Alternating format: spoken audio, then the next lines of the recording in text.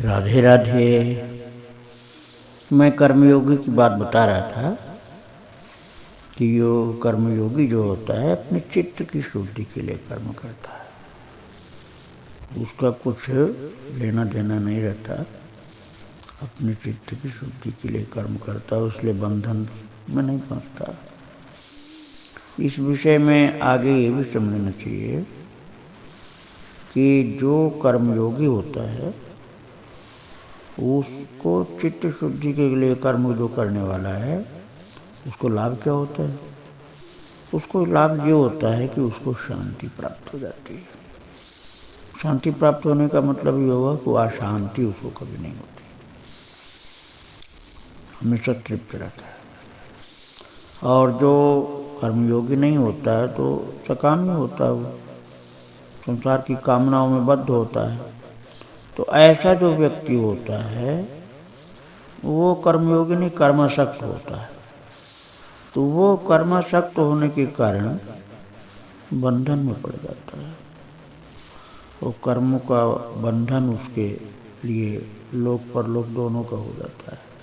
वो कर्म बंधन केवल इसी जन्म का नहीं, आगे भी चला जाता है। अगले जन्मों में उसके जन्म का कारण बनता है वही कर्म बंधन।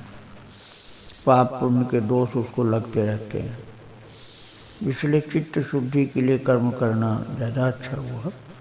अपनी कामना की पूर्ति के लिए कर्म करना जो सामान्य पुरुष लोग करते हैं वो ठीक नहीं। और तो जो चित्त शुद्धि के लिए कर्म करने वाला कर्मयोगी होता है ना, उसका मन बुद्धि चित्त अहंकार ये सब वश में रहता है, अंतःकरण वश में रहता है। तो वो कर्मयोगी होने पर भी उसको सन्यासी जैसा ही समझो, क्योंकि वो करते हुए भी न करते समान होता है, कोई बंधन होता ही नहीं उससे। जैसे भगवान के लिए कहा गया ना, कर्म शुभाशुभ तुम्हें बाधा। ऐसे शुभ अशुभ कर्मों का बंधन उसको नहीं लगता, क्योंकि कोई अशुभ कर्म वो जान के करता ही नहीं है। वो तो उसके लिए अपना कोई लौकिक उद्देश्य ही नहीं होता है। और इस शरीर में रहता हुआ भी, शरीर में तो रहता है जीवात्मा, लेकिन इसमें रहता हुआ भी वो कर्म बंधनों से मुक्त रहता है, जबकि काम शरीर से होता है। क्यों बंधन मुक्त रहता है? क्योंकि वो परमात्मा के समर्पित होकर के करता रहता है। तो वो कभी भी कोई बंधन उसको नहीं लगता है। वो शांत चित्त होकर के, कर्तापन से हीन होकर के, कर्म फलों की से मुक्त रह करके चित्त शुद्धि के लिए कर्म करता हुआ भगवत प्रीत्यर्थ कर्म करता रहता है। और उसका खुद का अपना कोई भी स्वार्थ नहीं रहता है। श्री राधे राधे, श्री राधे।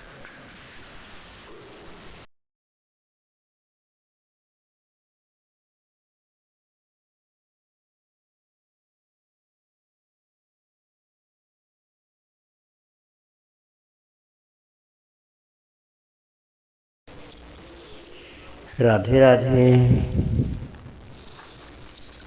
रामनवमी का उत्सव मनाया गया। मालूम ही होगा तुमको क्यों मनाया जाता है।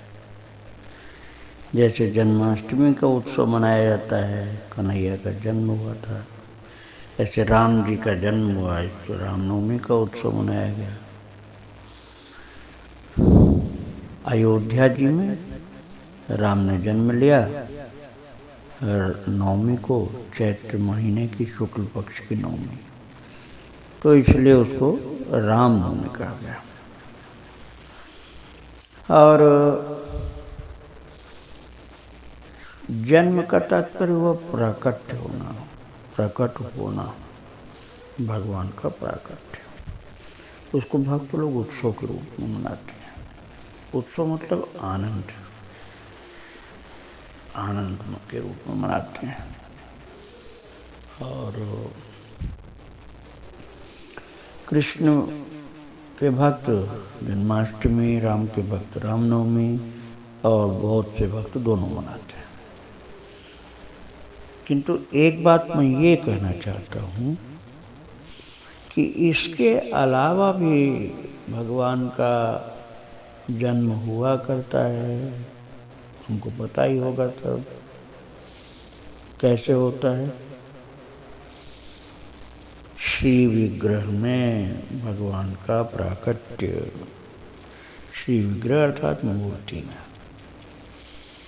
भक्त को यह अनुभव होने लग जाना कि हमारे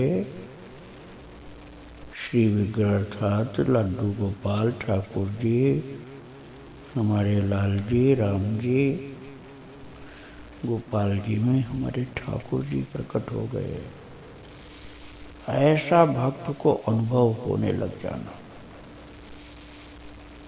तो ऐसा अनुभव जिस दिन हो गया कि हमारे प्रभु श्री विग्रह में प्रकट हो गए हैं, हमारे प्रभु हमारे श्री विग्रह में प्रकट हो गए हैं, जो हम पूजा करते हैं उस श्री विग्रह में हमारे भगवान का प्रकट हो गया, तो उसके लिए वही रामनवमी, वही जन्माष्टमी। और जिन लोगों को श्री विग्रह की सेवा नहीं उपलब्ध हुई है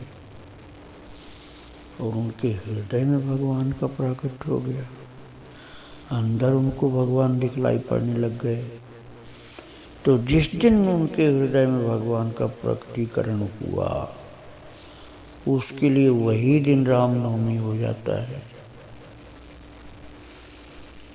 और ये भी समझ लो कि अयोध्या और वृंदावन में भगवान का प्रकटीकरण जैसे हुआ, प्राकट हुआ इनका, ऐसे श्री विग्रह में भगवान का प्राकट हुआ और इसी तरह से हृदय में किसी किसी को हो जाते हैं। और इसी तरह से किसी की ऐसी ज्ञान की दृष्टि प्रकट होती है कि उसके भाव में ही प्रभु का दर्शन होने लग जाता है, हर जगह हर जगह। जैसे भक्त नामदेव जी को कंकड़ पत्थर तक में भगवान दिखलाई पड़ने लगे, तो ऐसे भक्त का रोजाना ही रामनवमी होता है। जहां चलता वहीं प्रभु दिखलाई पड़ते हैं, जहां चलता वहीं प्रभु दिखलाई पड़ते हैं, नए नए रूप में दर्शन देते रहते हैं। तो ऐसे बड़भागी भक्त का रोजाना रामनवमी का उत्सव होता रहता है, अर्थात रोजाना प्रभु का प्रकटीकरण होता है। कभी वृक्ष में दिखाई पड़े, कभी गाय में, कभी पत्थर में, कभी नदी में, कभी कोई लीला करने के लिए रूप धारण करके प्रकट हो गए, तो वो बहुत भाग्यशाली भक्त होते हैं और उनके ऊपर तुम्हारी विशेष कृपा होती है। ऐसे प्रभु के प्राकट्य दिवस को बारंबार प्रणाम। श्री राधे राधे, जय श्री राधे।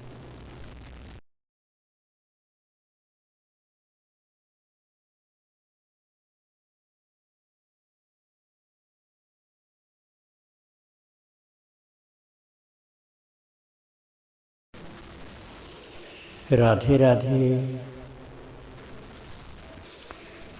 कर्मयोग के रहस्यों की बात मैं कर रहा था। ये जो सर्वव्यापी परमात्मा है वो तो किसी के पाप और पुण्य से कोई मतलब नहीं रखता, लेकिन जब वो अवतार लेते हैं तब उनका मनुष्य से, जीव जंतुओं से प्रेम वाला व्यवहार दिखलाई पड़ता है, तभी वो कृपा करते हैं। जब निर्गुण निराकार हैं तो कृपा कैसे करेंगे, उनमें तो कोई चीज होता ही नहीं। सगुण साकार होने पर ही कृपा करते हैं। अब कृपा से उनकी कृपा से सब कुछ काम होने लग जाता है। तो क्या होता है कि जो अज्ञान के द्वारा तत्व ज्ञान ढका रहता है साधक का, वो प्रभु की कृपा से अज्ञान भी दूर हो जाता है धीरे धीरे धीरे। और उस साधना के बहाने से प्रभु दूर करते हैं, अज्ञान तो प्रभु की कृपा से 1 सेकंड में दूर हो जाए, लेकिन उस साधना करा के साधक को साधना के बहाने से प्रभु अज्ञान दूर करते हैं और तब उसको ज्ञान का उदय हो जाता है। गुरु को भी माध्यम बना देते हैं, कभी साधना को माध्यम बना देते हैं, कभी गुरु को माध्यम बना देते हैं, क्योंकि करने कराने वाले तो सब प्रभु हैं, अर्थात तुम करने कराने वाले हो।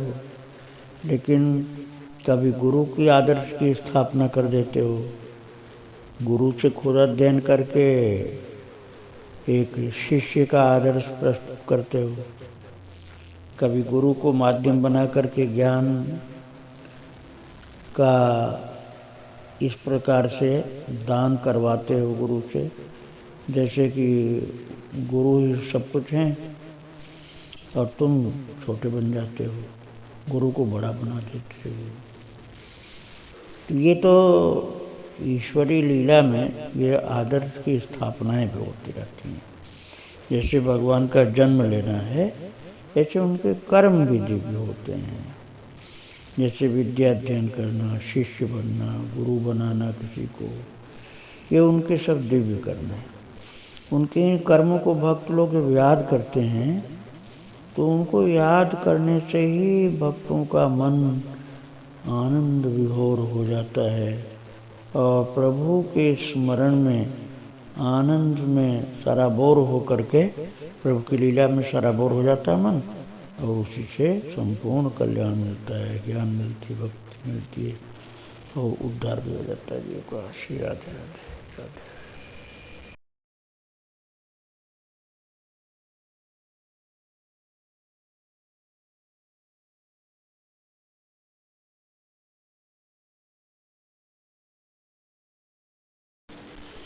राधे राधे। देखो, सामान्य व्यक्ति की दृष्टि और एक ज्ञानी की दृष्टि में अंतर होता है। सामान्य व्यक्ति की दृष्टि जो होती है उसमें तो वो किसी को बहुत तुच्छ समझता है, किसी को साधारण समझता है, किसी को कुछ महान समझता है, किसी को विशेष सिद्ध और महाविशेष महान समझता है। इसी तरह से जीव जंतुओं में सूअर, कुत्ता, इन सबको बहुत घृणा की दृष्टि से देखता है, कीड़ा मकोड़ा ये सब उसको बहुत बुरी दृष्टि से देखता है, और कुछ बड़े जंतुओं को थोड़ा आदर की दृष्टि से देखता है। गाय को बहुत आदर देता है, ब्राह्मण को बहुत आदर देता है, साधु को बहुत आदर देता है। ये एक सामान्य मनुष्य की बात है। लेकिन जो बहुत उच्च कोटि का ज्ञानी होता है उसकी दृष्टि तो बिल्कुल ही विलक्षण होती है। वो तो महाराज बहुत ज़्यादा ज्ञानी, बहुत ज़्यादा विनयी, बहुत ज़्यादा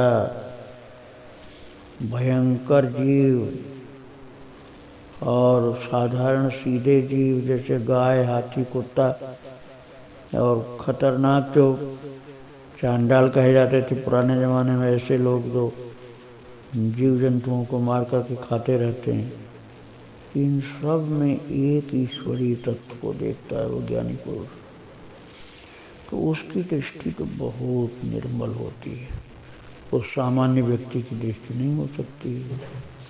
हाँ, लेकिन व्यवहार में वो नहीं हो सकता। व्यवहार में तो शरीर को देखना पड़ेगा। जैसे गाय को हरा चारा खिलाना पड़ेगा। अब पंडित जी घर में आ गए तो उनको हरा चारा थोड़ा तुम खिला दोगे, उनको तो भोजन, दाल रोटी, साग सब्जी, पूड़ी कचौड़ी, खीर, मालपुआ ये खिलाओगे। पंडित जी कोई घर में आ गया, और गैया है, गाय है, तो उसको और पंडित जी को अंदर की दृष्टि से भले देखो कि एक ही हैं दोनों, एक ही परमात्मा का जो चेतन तत्व अंदर काम कर रहा है, लेकिन व्यवहार में तो भेद करना पड़ेगा। गाय को हरा चारा, पंडित जी को बढ़िया भोजन, ये देना पड़ेगा। गाय तो भूसा भी खा के जिंदा रहे, पंडित जी भूसा खा के एक दिन भी नहीं जिंदा रह सकते। तो व्यवहार में तो अंतर करना पड़ेगा। कई लोग कुत्ता को अपने बिस्तर बैठा लेते हैं, उससे अशुद्धि होती है, उससे तमोगुण आता है शरीर में। कुत्ता के चिंता, कुत्ता को समदृष्टि से देखने का मतलब उसको मारो नहीं। कुत्ते को समदृष्टि से देखना यही कि उसको मारो नहीं। भूखा है तो भोजन दे दो, प्यासा है पानी दे दो, बीमार है दवाई खिला दो। चलो इस विषय में हम कल और बात करेंगे। श्री राधे राधे।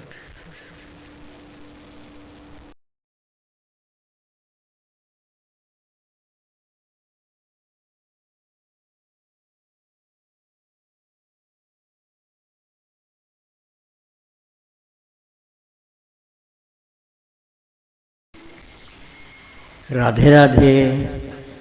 मैं कर्मयोगी के समदर्शी दृष्टि वाली बात कल कर रहा था। इस समदृष्टि और सम व्यवहार ऐसा नहीं हो सकता। जैसे मैंने बतलाया कि कुत्ते को हम अपने बिस्तर पर नहीं बैठाएंगे, गाय वाला भोजन अतिथि को नहीं कराएंगे। दोनों के भोजन में अंतर है, दोनों के बिस्तर में अंतर है।